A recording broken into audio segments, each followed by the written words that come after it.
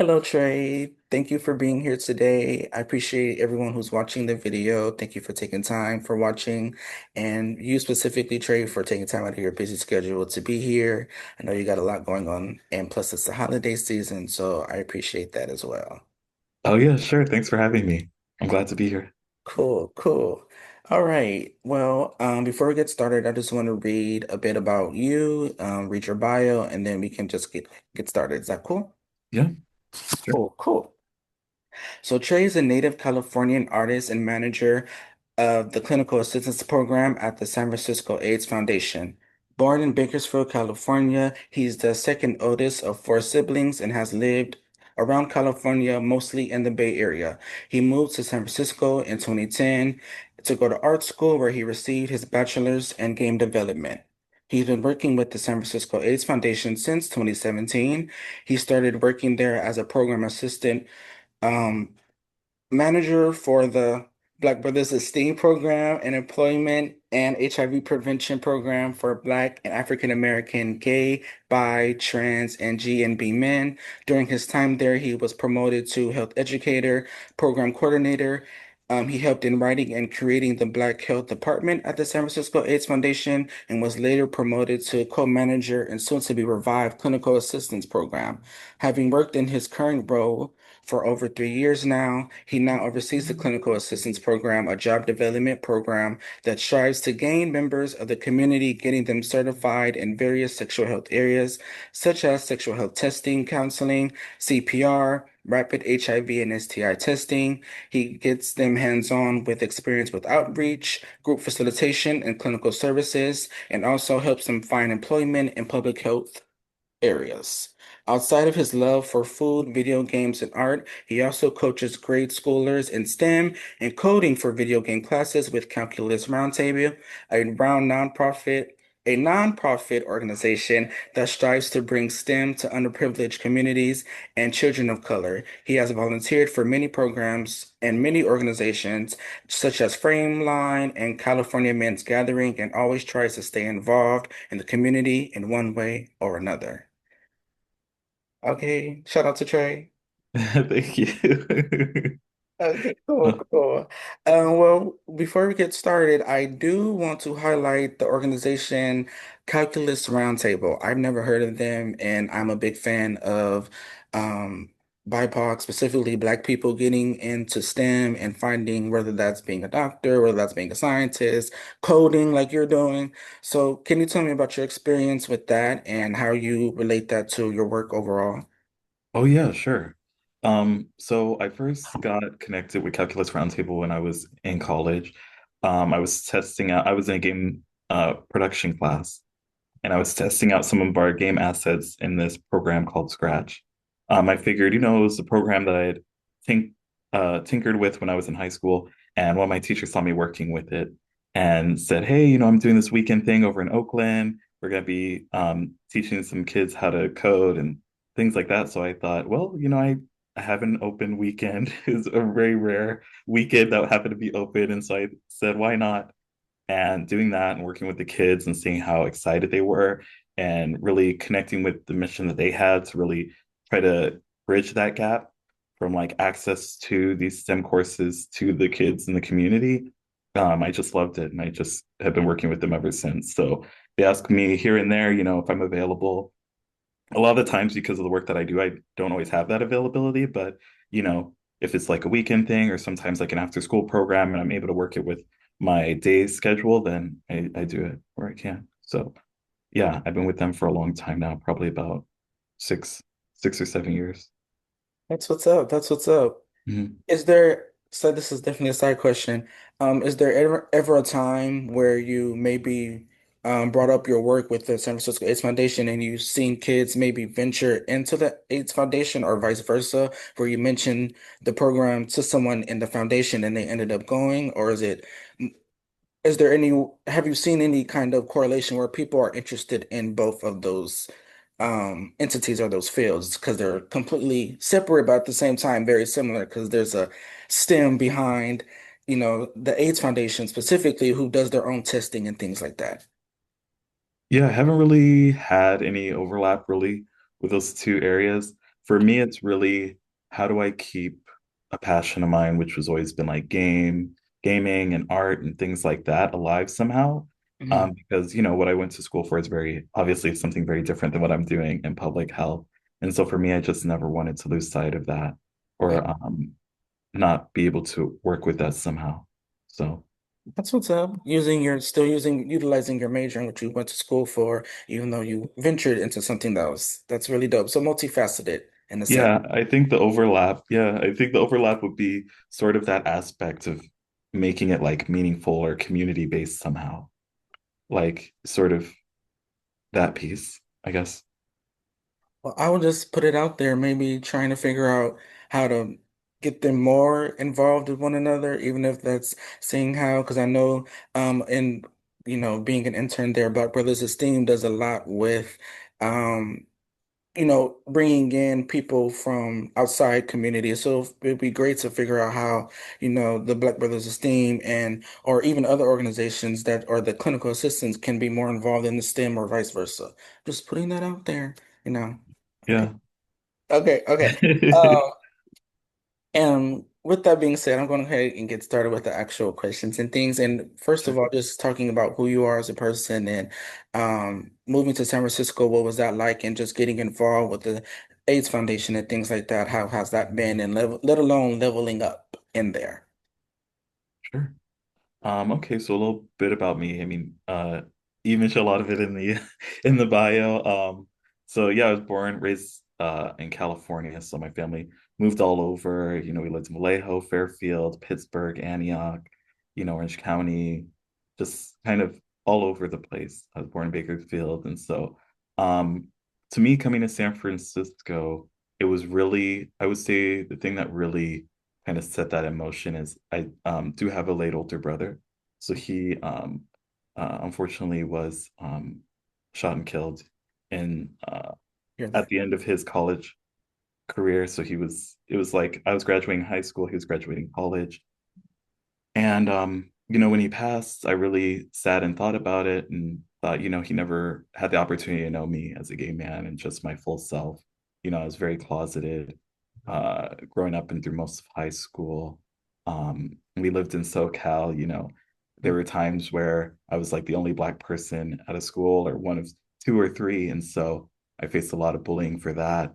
Mm, And I think, by the time I got to high school and really reconnected with more Black people, more people of color, like I didn't really show up the way I think or dress the way or it was always something wrong. And so I think, kind of being a bit of a odd duck or a bit of an outcast, I think, mhm, um, and knowing that I wanted to go to art school and having seen like the Academy of Art, it really became a dream of mine. I thought, I'm going to move there and go to art school. And even at that time, I didn't really realize that San Francisco had such a thriving gay community. It wasn't really something that was in my mhm, on my mind at that time. And so it kind of became more of like a huge benefit that I was moving to this place where there's this huge gay community. And so I think you know, um, yeah, it was really that. I decided to come out to friends, family, to mixed reception, mostly supportive. And, I was talking to my family like, hey, I'm gonna go, like, this is gonna be it. At that time, like most of my income was going to the house and all this stuff and supporting like my grandma, my brothers, my siblings. I had a boyfriend at the time. And so a lot of my energy went to him and making sure he was okay. And so, yeah, after my brother had passed, I just thought like, I can't keep living for everyone else. I had to like, what does Traye want? I had put because I had bottled myself in so much, I wasn't really in tune with myself. And so it was really that it kind of came at a time, my family, my we were getting evicted at that time. And I thought maybe this is a launching pad, maybe this is a time to go when they're not as dependent on my income, or maybe being able to transition into something that's more within the means of everyone minus Traye. And so I kind of used that. And so um it didn't go over well, it was very hard. There were yeah, it was uh a lot of feelings about that. And so I was still young then. I was 19 when I came to San Francisco, and I thought I had everything figured out. I thought I had a place lined up, and that fell through. And so when I really got here, it was like either with friends or, I was technically homeless at that time. And so part of my journey here, that first step was really like establishing myself as this young adult in the city. Friends that pointed me in direction of services, and so that also, I think, that connection to the service that we're here in San Francisco also kind of made me see just like all these folks that are trying to pour into community and create spaces for people. And so I really wanted to be a part of that. You Mm, know, growing up, my mom would say, don't be a follower, be a leader, like you have to make the space that you want to see kind of stuff. And so that really stuck with me a lot. And so, um, yeah, going to school, my first jobs were working like at Sega of America doing video game testing. And I went to Sony, came back to Sega, did graphic design for Keiko, worked at their bakery for a while. And I got plugged into services, and because of all the volunteering and community work I was doing, long story short, I found the foundation. I found Black Brothers Esteem. And before that, I always wanted like a space for Black gay men. I'm like, I'm having all these experiences, but talking with my non-Black friends, they didn't really get it, So just like there has to be a space where I can go, or just like kind of like these talk discussion groups or community spaces. I was like that. And so when I found BBE, it was like, oh my gosh, this is it. This is the space. And I love coming to the groups at the time that I was going there.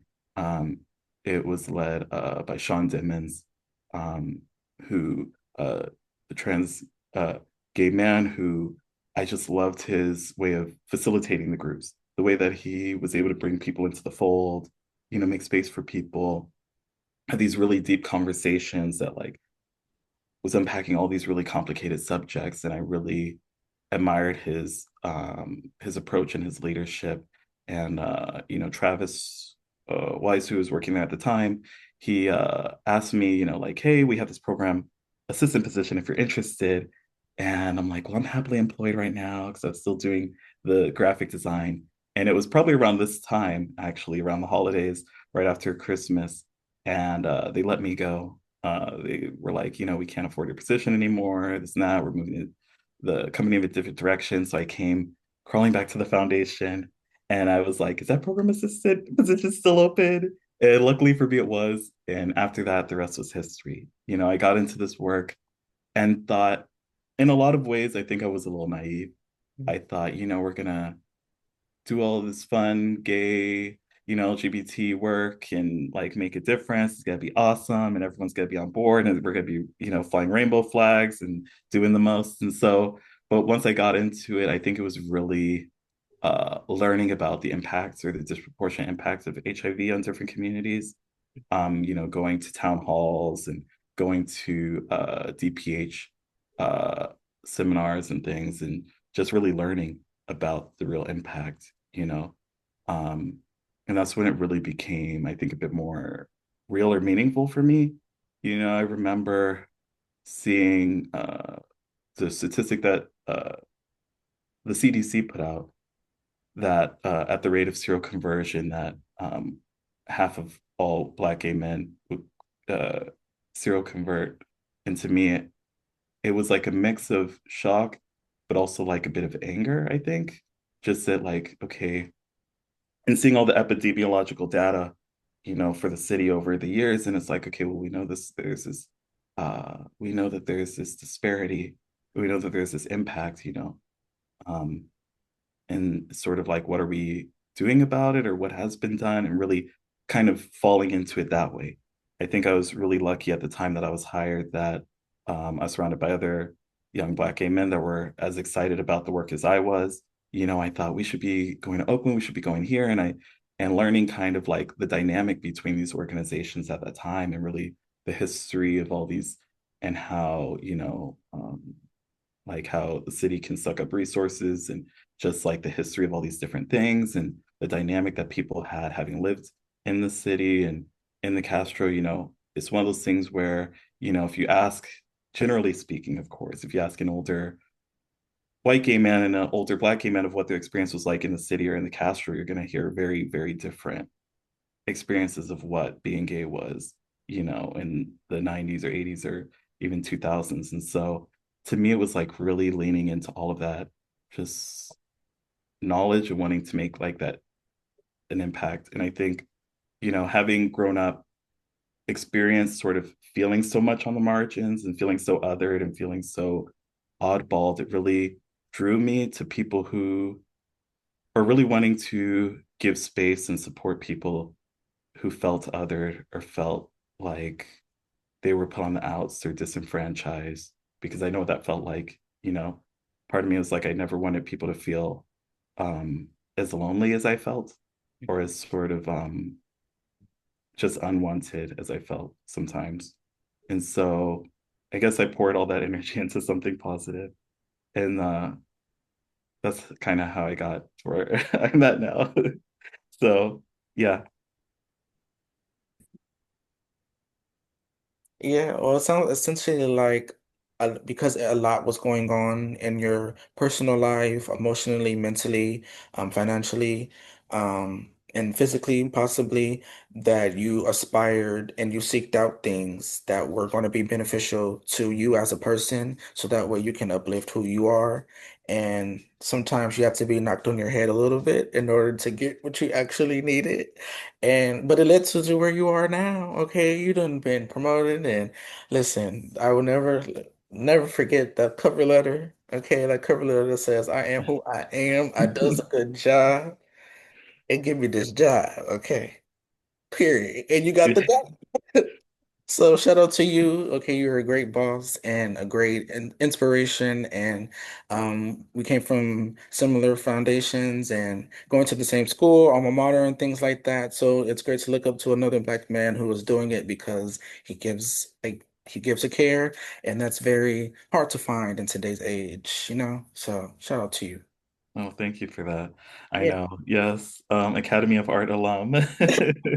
Yes, and with that being said, and everything that you learned, is there any way for people to be involved and to learn and educate themselves, whether that's the clinical assistance program that you maybe want to highlight a bit more, or other avenues and other programs that people can be a part of, especially if they're in the Bay Area, that they can maybe, whether that's reach out to you or the foundation, come up to the foundation and seek them services on their own or with their friends and things like that, their chosen family.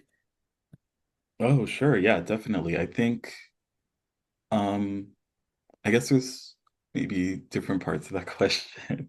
I'll start at the community building aspect, or just like folks that might be looking for places to connect with other people. I think that um I mean, obviously, because I work for the foundation, I know so many programs that we have. I think, we have groups like BBE for folks that might be looking for, community with Black gay men, but we also have like trans life for folks who might be trans or gender non-binary, who are looking for spaces. Both of these groups have events. They have free outings that happen once a month, book groups, drop-in groups. And I think drop-in groups are really a great way, if you could find them really anywhere around the city or anywhere where you might be at, to just drop in, say hi, um, meet other people, hear what they're going through, find that connection. I mean, to me, it's really powerful to share space with people that are going through similar things as you, or might not, but just give you a different perspective about other people. I think you know we have uh, we have Stonewall Mhm. for folks who may are maybe using substances, or identify that they want to change something about their substance use, or just share space with other people who want to share their experience or change their behavior, maybe reduce some of the harm that they're having with some of their drug use. Mhm. Um, and there's 50 plus for folks that might be older and want to meet with other folks that are um, uh, 50 and older as well. And so those are ones that are just at the foundation now. Mhm. I think when it comes to uh, there's also El Grupo or the Latin A program for folks that they do groups primarily in Spanish for people that want to share space with folks that also speak Spanish. And um, there's so many. I feel like uh, I'm as I sit here, I'm just thinking of like all the different groups and programs and things. At Strut we do monthly like art openings for community and all everything I've just named is all free, of course. You Mhm. know, there's Rafiki Health Coalition that does all sorts of general wellness and holistic approaches. They do groups, they do uh, drum circles, they do educational panels and on all the community outreach that they do. And so there's a lot of things happening. I think of like community neighborhood health center and all the programs and services they have. And I think there's like one thing I love about San Francisco and Oakland as well is there's just a huge wide array of different things that you could get into. I mean, if you're a gamer, there's gamer groups, and gay gaming groups as well, LGBT like gay gamer groups. There's like book reading groups, there's like hiking groups, there's just about a group for everything that you can think of. And so, you can find those online. I know that there's Meetup, Halo, Facebook, Instagram. Um, some people find folks on Discord. Um, and so yes, so there's many things. There's many things to get involved, and I encourage folks to do that to kind of find community. I think sometimes we might get stuck in sort of like silos of interest because it's like, oh, the internet, I could just kind of lean into my interest. But I encourage folks maybe do something with friends or find like things that they like that maybe you're like, oh, I never thought of going to a gardening group. Mm, But maybe let me try it out, who knows where it will go and kind of being open to the like that. I think volunteering is a great way to get mm, involved. Glide, as I mentioned, I used to volunteer for Frameline. I always love doing that because it's like being able to go to an LGBT film festival, but also be able to volunteer. Like if you usher, it's like, okay, well, you get people their tickets, they sit, but then you get to sit in and watch the movie as well. So it's like, it's a great way to kind of pick and choose, like, oh, maybe I do want to see that shorts program and mm, volunteer that way. I've met really great people that way. And I think the more that I got involved, the more kind of opportunities to meet people opened up and I was able to kind of keep expanding, keep expanding. Um, and so, um, yeah, I think that's that. I think for clinical assistance program, if you're interested specifically in working anywhere within public health, I think it's a wonderful opportunity. I mean, you were in the program, you shine so brightly. We were very proud of you for that. I think, part of that as well is just finding folks that are passionate about this work. I think, we're living in a very difficult time because of our president, because of this administration, and just defunding of a lot of programs and services. And so, but I think there's always people that want to make a difference in the community in one way or another. And I think our program is really to bridge that gap of maybe, folks may want to do it but not know how, or might not have the certifications, or might not have the hands-on experience. I think it's also difficult for people to break into today's job market, even with a plethora of degrees or experience and everything. But some people really just need that opportunity to just get that foot in the door or get that little bit more to just say, like, and get to work with community and see, like, a lot of times we have folks that come into the program that maybe think, oh, I want to do clinical work or I want to do testing or this or that. But then, getting hands-on experience, doing more like advocacy work or doing more hands-on psychosocial services or programming in groups, they're like, oh no, this is my lane now. And to me, it's powerful because I would rather someone get that experience and that insight in 4 months than to pour themselves years into something, burn themselves out, and then be like, okay, I didn't really want to do this. And so I think part of that too is how do we shift the narrative, like our expectations and the culture around not burning ourselves out. I think especially as LGBT people, as people of color, it's so easy because we see a lot of the issues that are there, and it's like, You don't just want to sit on the sidelines. You want to do something. And I think it's like wanting to do more and wanting to do more and not taking that time to be like, okay, I also have to refill my cup. And so I think other than just the hands-on, it's like, how do we remind folks that like you also have to have that self-care piece in there as well and try to carry that into whatever work you're doing. Um, and so, yeah, so the Click Assistance program is a 4-month program. I encourage folks to do that. We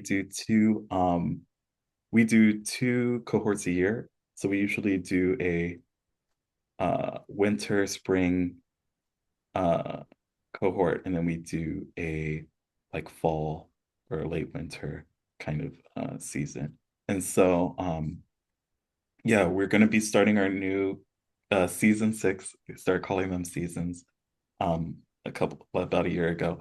And so season 6 will be starting in January.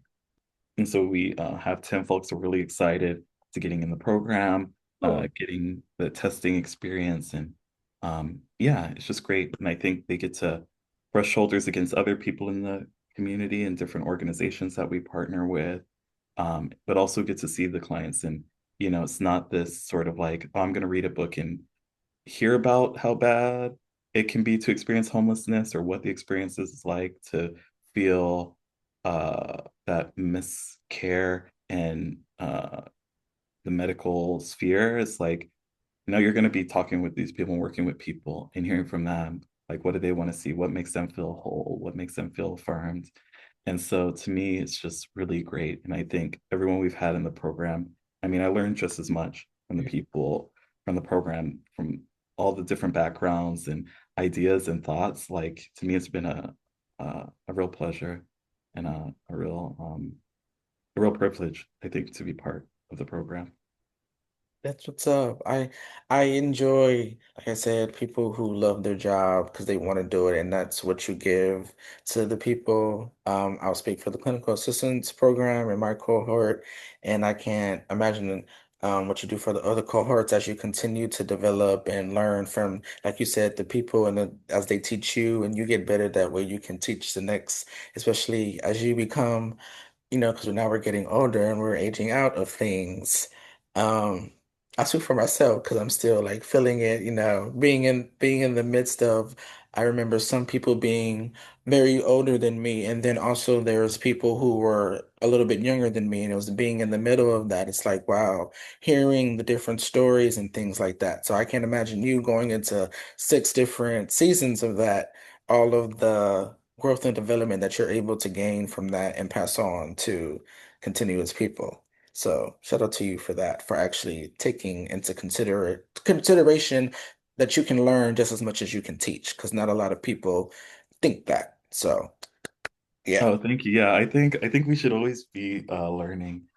Everybody has a story to tell. Everyone has expertise, whether it's lived experience, book knowledge, street smarts, anything. I mean, and so I always tell people, um, because people are like, oh my gosh, you made these people or put them somewhere. I'm like, all of these people that come through our program have already had like such a rich life and like a rich experience. And all we're doing is providing more tools for their toolkit. And what they do with that is really like if we could help be a launching pad for people or like an extra additional step, like that's all the program is. To me, Mm. it's like in between, you know, and for folks to kind of get another step up and look around and be like, where do I want to go from here? But that's all of them, you know. They have to do all that work. And so, yeah. Shout out to you and the other manager at the San Francisco AIDS Foundation who runs the clinical assistance program. You guys are dope. And with all that being said, I do want to know, are there any other organizations? Because I know from your personal experience and gaining resources, also working with them on a collaborative effort as a boss yourself now. Are there any organizations that you can highlight, Glide, or I know you mentioned the roundtable that does your STEM work. Are there any other organizations that you can mention or highlight who also do the work, and whether that's because they personally help you get to where you're at, or you know that that organization is going to make sure that they do the best that they can given this current climate and all the stipulations and things of that nature. Oh gosh. Yes. Um, I've been, oh, there's so many. Gosh. Okay. I will start, other than the ones that I've named off. I mean, and you can definitely continue to Other than go the with ones I've those. named Yeah. already, I definitely want to give a shout out to Positive Resource Center. Mhm. I think that the support that they give for folks who are looking for work, um, and who may need additional skills like maybe computer skills, um, or any sort of like email tech type support, knowing how to do interviews, knowing how to um, market themselves, build their resumes. I think that that's so important to be able to give grants to people or help folks, who may need just like extra clothes or might just need like a phone or a laptop to be able to to hold down a job. I mean, I think they personalize their services so much, and I think at a time like now, it's super important. I want to give. I know I mentioned Latin Health, which is the department at our organization, Mhm. and Mission Community, Mission Neighborhood Health Center. I think with all of um, the the oppressive forces, all the ICE um, raids, all the crimes against humanity that are happening every single day that we see in the news, I think for any program that's working with folks who are either themselves immigrants or who have family and all that. I mean, it's just a tremendous amount of work and emotional toll. But I mean, I see every day how much those programs and those services really show up and really care. And it's scary. I mean, to not know um, what can happen to folks in the community, to not know who might show up to an event.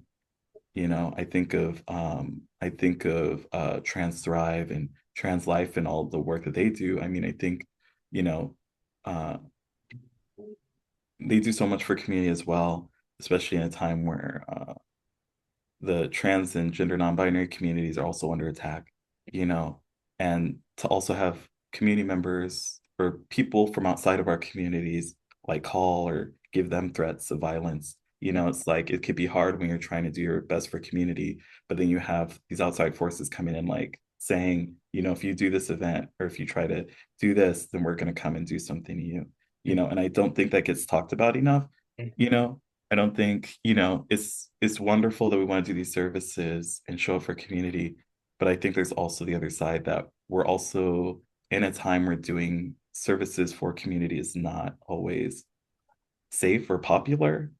I think of just like substance use support work or working with people who are experiencing homelessness, especially here in San Francisco, because of this state that the city is in and the optics of everything. To be someone who wants to get into that work can be seen by a lot of people that you're part of the problem.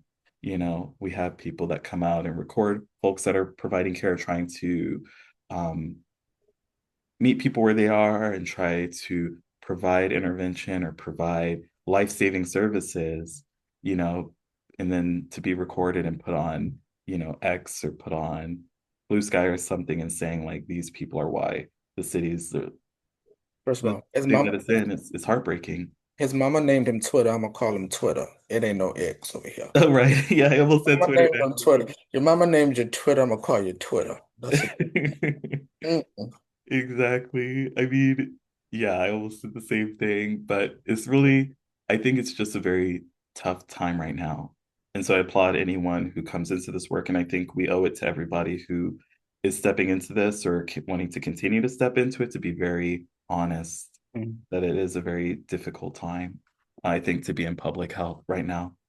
But I think, you know, despite that, people continue to show up and want to make a positive impact. So I think those would be my highlights. I think at least on the East Bay side of things, I always want to applaud everything that the Oakland LGBTQ Center is doing. I think that they do amazing work. And I think the fact that a lot of the services, I mean, before they were even paying staff, people were coming. I mean, the community was showing up every day to just be like, we're going to do this. We want to make a space for our communities. And, they have testing. I mean, the staff are paid now. They are just doing the dang thing. And so I'm always gonna, and I just, Oakland in general has always been very like grassroots, like people just kind of come in, like, and you feel that. And I think I've always loved that aspect of it. And I think I love, I don't know, it's just nice to work in a field where you know that people care so Mhm. much. It's like without the cameras, without the stuff, like, and I think that's what makes, despite the fact that this was not my imagined career, despite the fact that, eventually at some point I do want to switch back into a creative field, maybe more full time. I think that what keeps me here is knowing that the work that we do really matters and really makes a difference Mhm. um, in people's lives. And, you know, sometimes, you know, even with creating space and events and things, sometimes people just to affirm people, and like I see you, like you matter. Sometimes that can be life saving. Mhm. Um, and so yeah, so I do think that that's the through line ultimately, whether it's working with participants through public health work and or working with the children for the coding or just volunteering is that sense of coming together, making a difference, you know, um, having work that feels like it matters or that it impacts the world positively. I think for me is what keeps me doing it. Well, we just want to say we appreciate you from a alumni of the San Francisco AIDS Foundation Clinical Assistance Program. Okay, to a fellow LGBTQ Black person. I appreciate you and all that you've done and all that you learned and all that you continue to teach.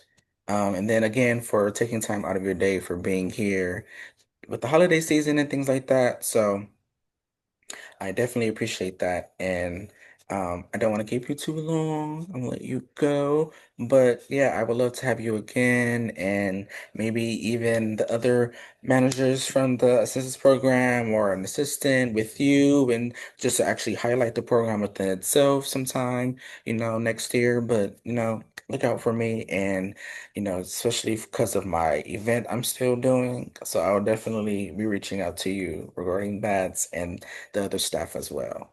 Oh yeah, definitely. And I'll end it by saying this, that and I guess it's kind of an SFAF plug a little bit, Sure. is that one can find a lot of our services on our website. So sfaf.org, we have an Instagram page. We Mm. also have I believe a TikTok now as well. And so there's a lot of ways to see exactly kind of what services. And so everything that we offer is free. I think there's always a point of contact. I mean, now y'all know me, so you can always reach out to me, T Turner at sfaf.org. And then the clinic, which is in the Castro. So, um, you know, like I mentioned before, all the program services are free. We do open mics, art openings, things like that. And it could be a really great way to kind of just poke your head in, um, or just if you need some uh, testing for any STIs, it's a great place to go. So, Yeah, uh, yeah, so I'll say that. they don't judge Like, you. They don't judge. They just want you to be safe. no, yes, no judgment, all good vibes. And yeah, thank you for having me. Yeah, happy to come back again. So, Yes, thank you. I appreciate you and have a great rest of your day, okay? you too, happy holidays, happy new year. Happy holidays. Happy New Year. All right.